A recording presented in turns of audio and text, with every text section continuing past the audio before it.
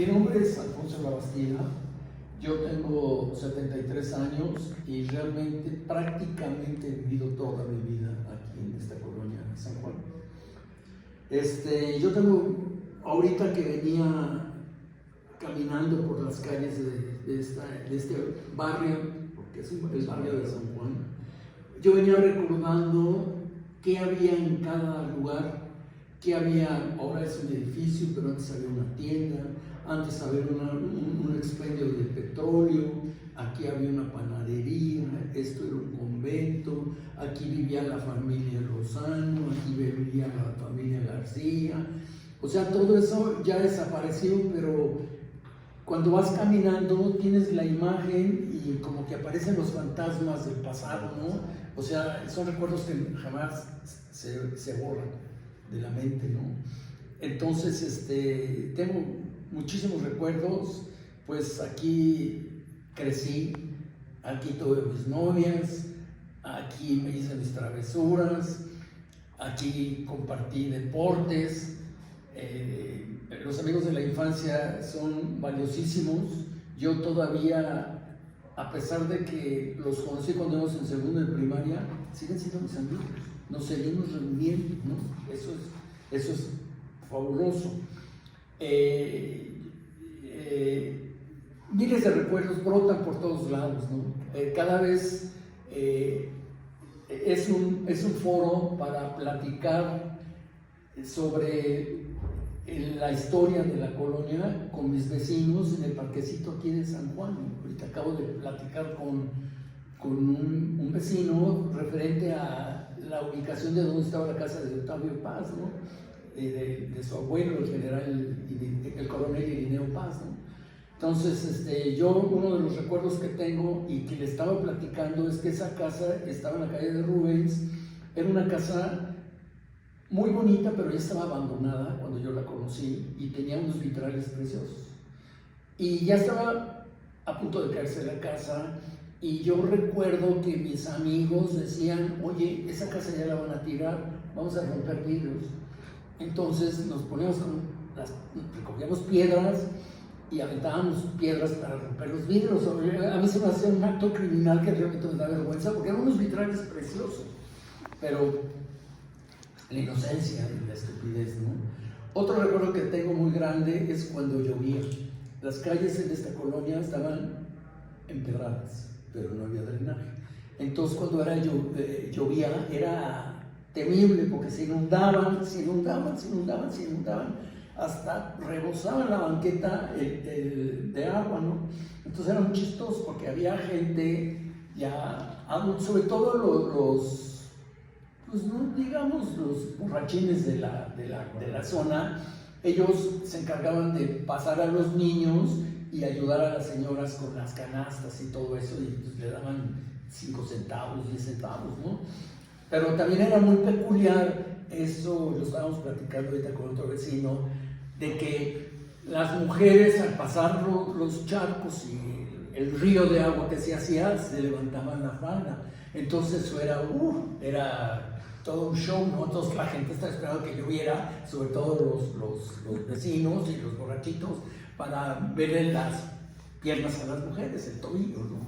Entonces era muy gracioso, realmente era muy gracioso. Aquí en la calle de Augusto Rodán pasaba el tranvía, había una estación de autobuses, San Juan, Tamaulipas, los amarillos, unos de estos iban al centro. Las festividades de la iglesia, los 12 de diciembre, ¿no? Eran bárbaros, ¿no?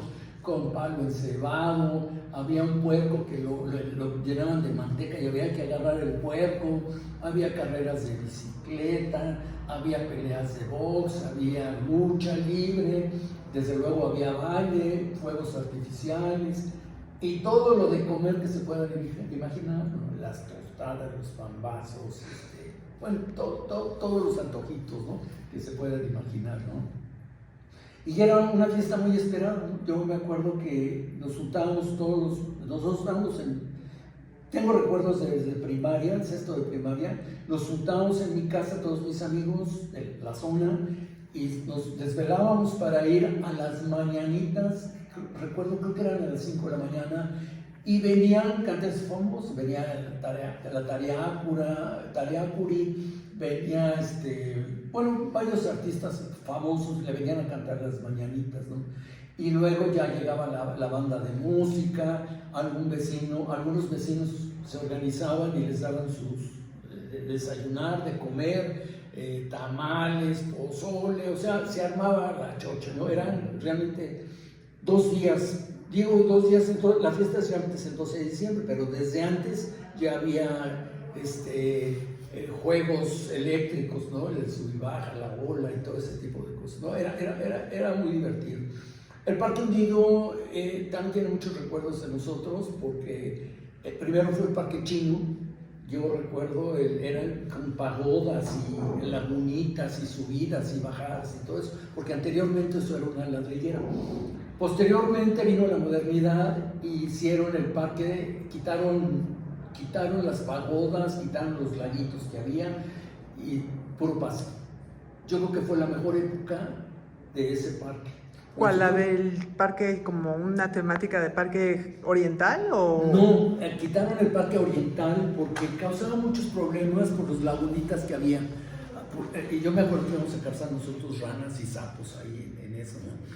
Cuentan que ahí se ahogó un niño y que por eso quitaron eso, pero la verdad no sé si sea cierto. Pero el caso es de que se transformó, vino la modernidad, hicieron el parque, no había casi árboles y todo era pasto, y un pasto precioso con subidas y bajadas.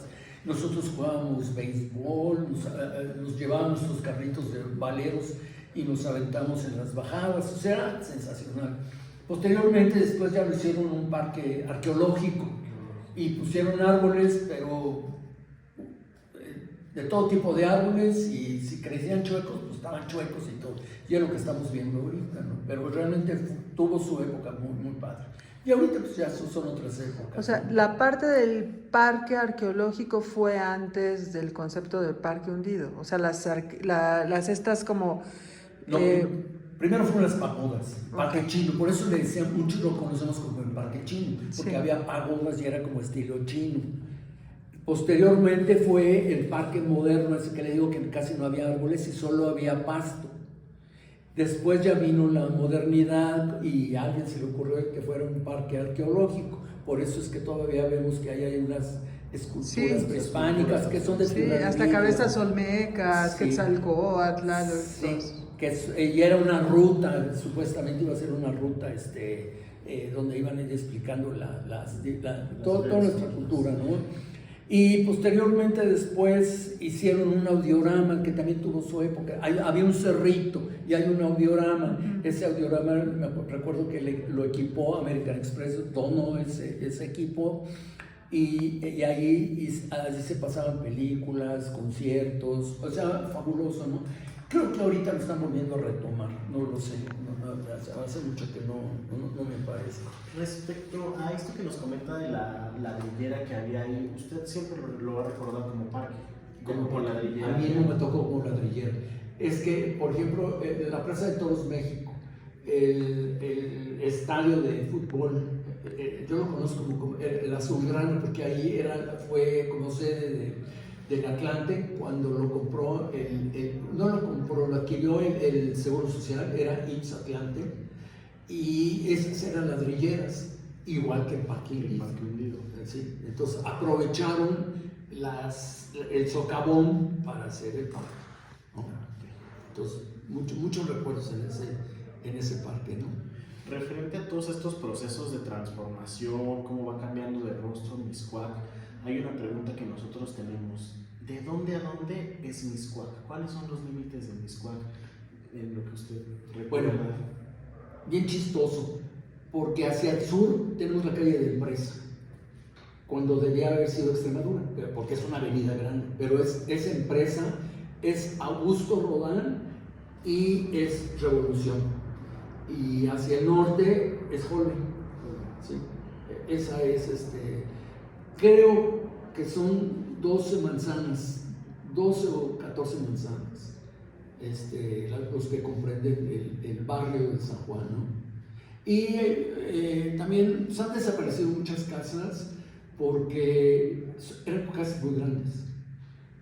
y esas casas, el mantenimiento, la gente ya es grande, los hijos se van, entonces las casas pues aprovechan y las venden y luego hacen edificios y condominios, porque nadie va a comprar una casa de 1,200 metros cuadrados para hacer una casa, ¿no? Que además que ya están en el estado muy viejas, ¿no?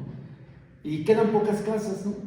Aquí hay una en Fragonard y Rubens, una casa preciosa, y mi casa tenía como 120 años, muy famosa porque decían que había un tesoro, y acabamos viendo que el tesoro era yo.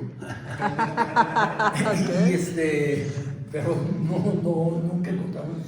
Yo hice hoyos por todos lados y jamás apareció. ¿Exactamente dónde vive? En Cerrada de Carrasco 14. Cerrada de Carrasco.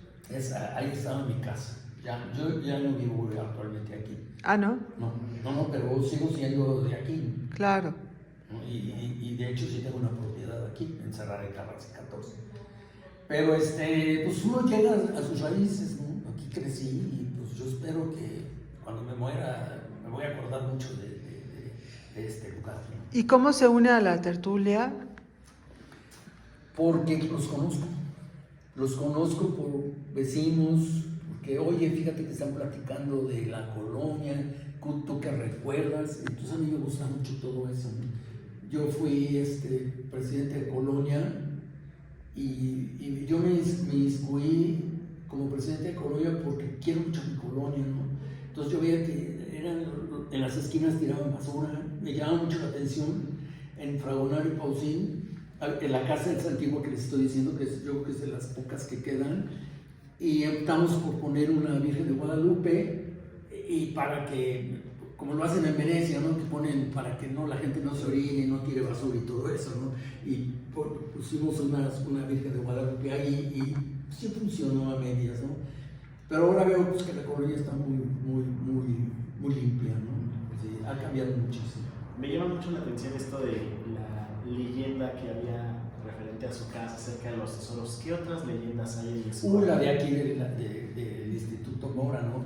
Yo recuerdo, chavito, que pasar aquí de noche era un terror, porque había la leyenda que en la noche salía un carruaje con un caballo negro y con los ojos lanzando fuego, y adentro venía Valentín Gómez Farías todo verde y salía corriendo, y todo eso lo inventaba la gente porque él estuvo sepultado aquí, como lo excomulgó la iglesia, ya sabemos toda la historia.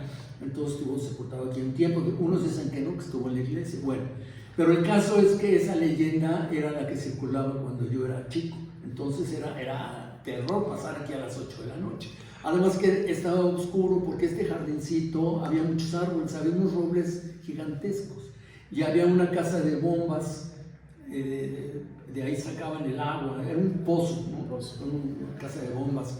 Entonces eso lo oscurecía más, ¿no? Entonces todo eso sumado con la oscuridad, los árboles, la soledad, pues era terror, ¿no? Y sí, yo venía con mis amigos y nos asomábamos y veíamos, y ya ahí está el cuerpo del presidente Valentín Gómez Farías verde, ¿no? O sea, esas eran las leyendas que... Era una aventura. Era una aventura.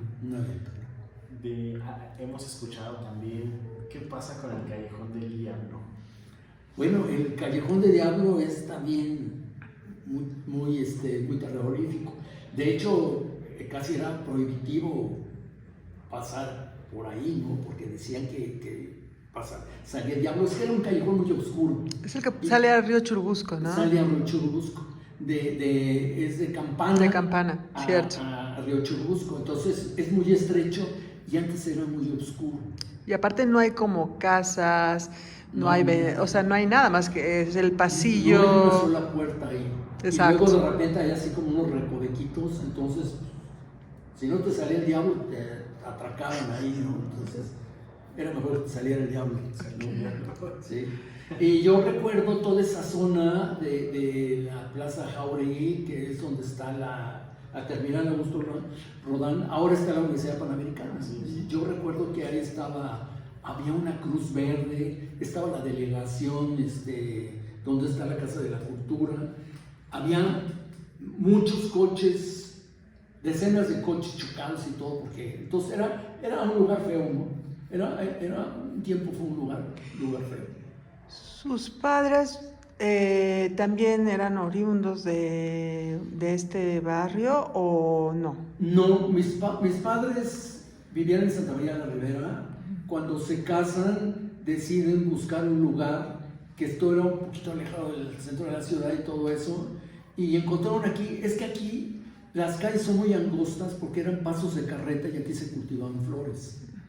Entonces les gustó el rumbo. Las calles eran empedradas, no sabían que no había drenaje, pero se veía muy bonito la realidad, ¿no?